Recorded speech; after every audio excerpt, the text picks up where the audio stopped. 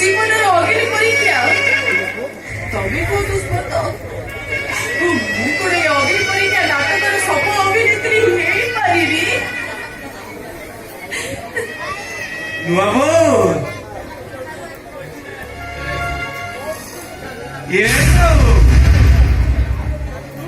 ତମେ ନା ଆଜି ବହୁତ ସୁନ୍ଦର ଲାଗୁଛ, ଯେମିତି କି ରାଜଦେମା ନା ନା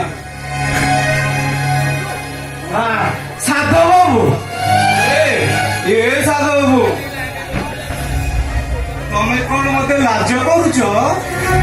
ଲାଜ କରିବା ତ ସ୍ୱାଭାବିକ କଥା। କାଇଁ ମତେ ଦେଖିଲେ ତମକୁ ଲାଜ ଲାଗୁନି? ହଁ,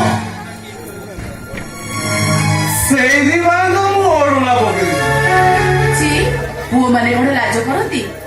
ମୁଣ୍ଡରୁ ସେ ଗାମୁଛାଟା କାଢ। ତାହେଲେ ତମେ ଝିଅ ପିଲା ହେଇ କାହିଁ ଲାଜ କରୁଛ?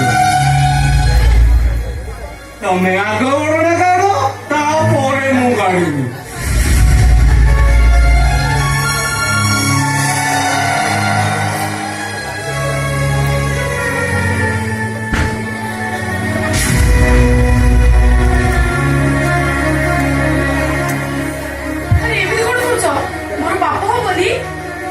ତମେ ଯେମିତି ମତେ ମୁଣ୍ଡିଆ ମାରିଲ, ମୁଁ ମୁଣ୍ଡିଆ ମାରିଲେ ତମର ପାପ ହବ।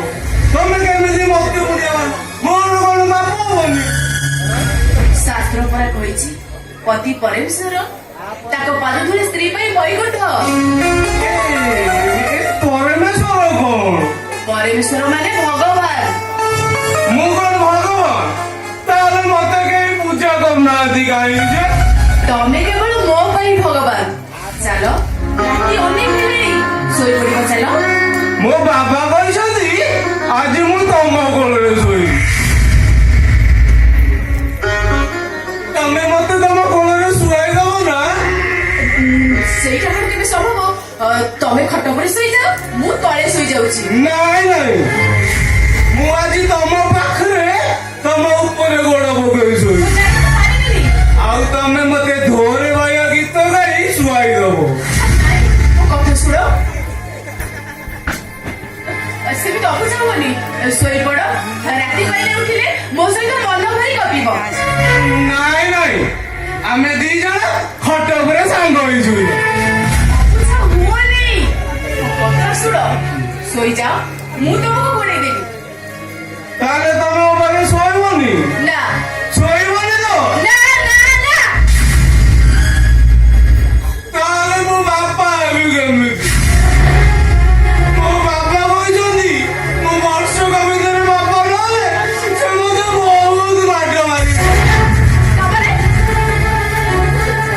ମୋ ସହିତ ଶାରୀରିକ ସମ୍ପର୍କ ରଖିବା ପାଇଁ ତମେ ମତେ ବିବାହ କରିଛ, କିନ୍ତୁ ମୁଁ ସେମିତି ନାରୀ ନୁହଁ। ପତିର ଜୀବନକୁ ବଞ୍ଚେଇବା ପାଇଁ ଯାଇ ମୁଁ ନିଜକୁ ବିକ୍ରି କରିଦେଇଛି ସତ, କିନ୍ତୁ ମୁଁ ଗୁଣଟା ହେଇପାରିବିନି। ଘରେ ମଧ୍ୟ ଗୋଟେ ମୁହୂର୍ତ୍ତ ବି ରହିପାରିବିନି।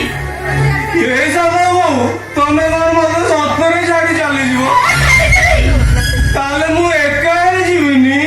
ତମ ବାପାଙ୍କୁ କହିଦବ ଅଲଗା ଝିଅ ଦେବେ, ତମ ସହିତ ବିବାହ ଦେଇଦେବେ। କାଇଁ, ତମକୁ କଣ ଡର ମାରୁଛି? ତମକୁ ଡର ମାରୁଛି? ମୁଁ କିନ୍ତୁ ତମ ବେଡ୍ ପାର୍ଟନର ହେଇପାରିବି, କିନ୍ତୁ ତମ ସହିତ ଗୋଟେ ଘଣ୍ଟା ଶୋଇପାରିବିନି। ଦେଖ, ମୁଁ ଜମା ଖରାପ ପିଲା ନୁହଁ। ତମେ ଯାହା କହିବ ଗୋଟି ଗୋଟି କରି ମୁଁ ସବୁ ମାନିବି, କିନ୍ତୁ ତମେ ଯିବନି ତ? ନା, ମୁଁ ଯିବିନି। ତାହେଲେ ଚାଲ, ତମେ ଖଟ ଉପରେ ଶୋଇଯାଅ, ମୁଁ ତଳେ ଶୋଇଯାଉଛି। ନାଇଁ ନାଇଁ, ତମେ ଖଟ ଉପରେ ଶୋଇଯାଅ, ମୁଁ ତଳେ ଶୋଇଯାଉଛି। ନାଇଁ ନାଇଁ,